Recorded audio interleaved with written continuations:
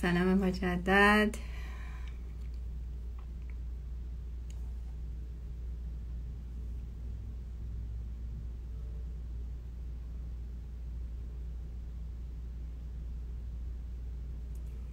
سلام خانم رویا، مرسی از آمدید که من گلوم خوش شد. باور کنین که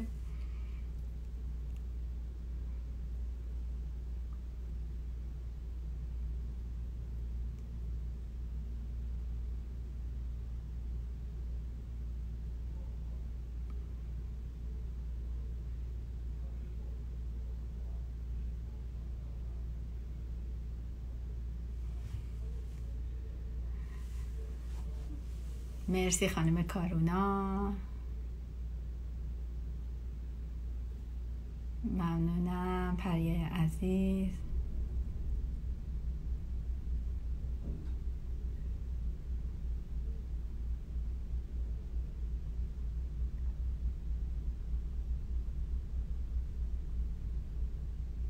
مرسی زهرا جان.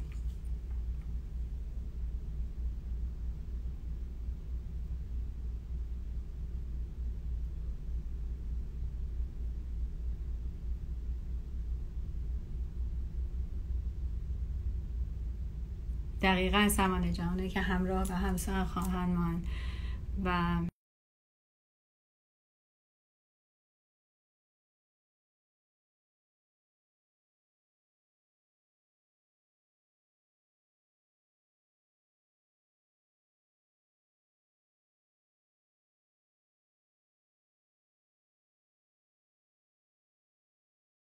اینقدر حرفای کلیشه میده من یکی خسته میشم. اصلا یکی نمیاد بگه من اینو دیدم، مثل اینکه هی به من تکس میکردن یا صحبت میکردن شنیدیم تو کانادا به همه خانم‌ها $2000 میدن. آخه چرا باید بدن؟ شنیدیم. آخه شنیدن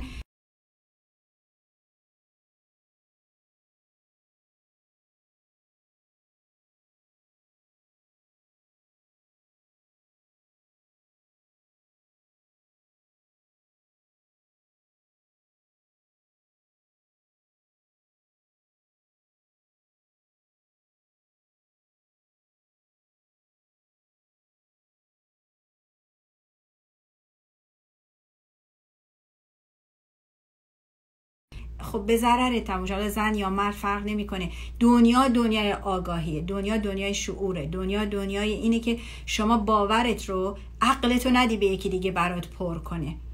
تا زمانی که بشینی و ببینی از بیرون چی دارن تو سرت پر میکنن، داری کارهای مالی اینها رو نمیخوام.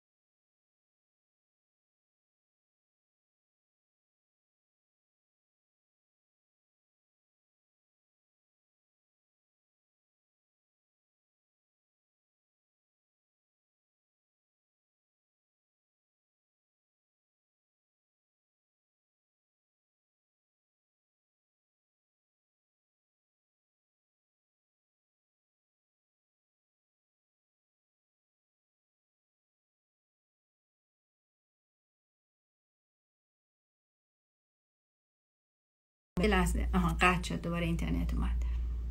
پس یادتون باشه قرار زندگی شما خونه همسر بهتر از خونه پدر باشه، نه اینکه تا صحبت میشه مگه اینجا خونه باباته. آره اینجا باید بهتر از خونه بابای من باشه و قرار نیست کمتر باشه، چون خدای من، پیامبر من اومده میگه دین با تو تکمیل میشه.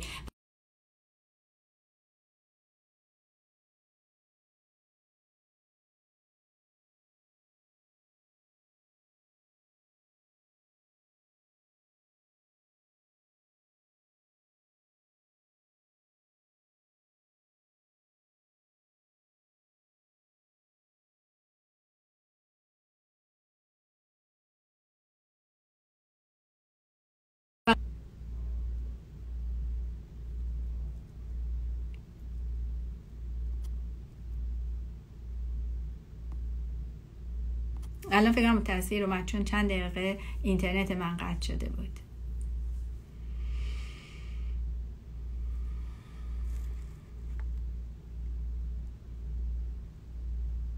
سلام زینب عزیزم، خوش اومدی.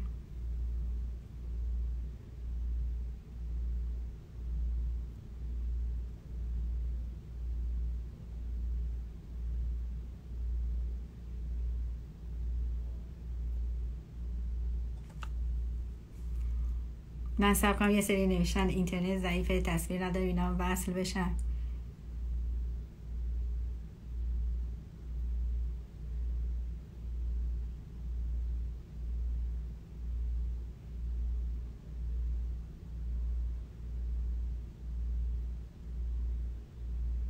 خب اگر که اینترنتاتون قطع و لایو ندارید، فکر کنم بهترینش اینه که من اینجا خداحافظی کنم براتون، اینا رو سیو کنم، برید توی تلگرام ببینید. درصد هدف همین بود که بدونید پای صحبت من اگه میشه، من از همه دین ها صحبت میکنم، چرا که همه متعلق به یه سورس و نور هستن، همه برای ارتقاء 3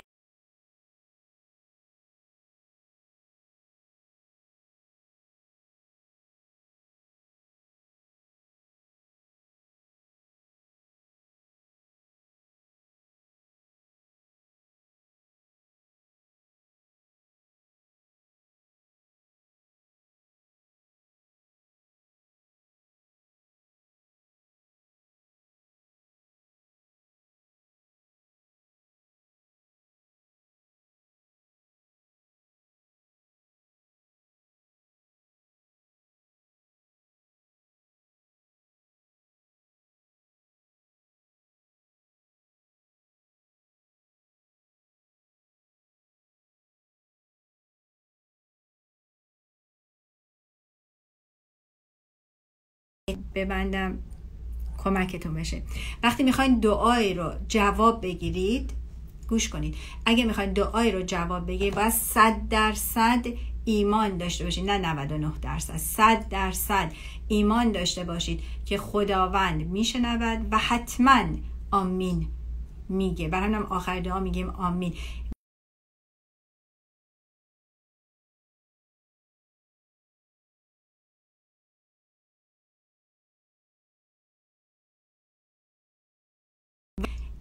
شصت درصد ذهنت باور نداری خداوند زن رو دوست داره، نقطه توی سرت وقتی هم داری دعا میخونی ساب کانشس مایند داره کانشس مایند تو رو